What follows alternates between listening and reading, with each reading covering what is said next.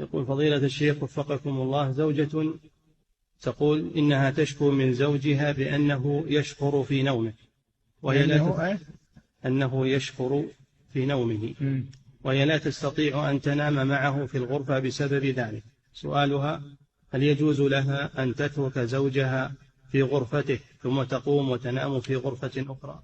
نعم، هذا ضرر، هذا ضرر بلا شك، ويقلقها، فلها أن تذهب إلى غرفة أخرى لتستريح فيها.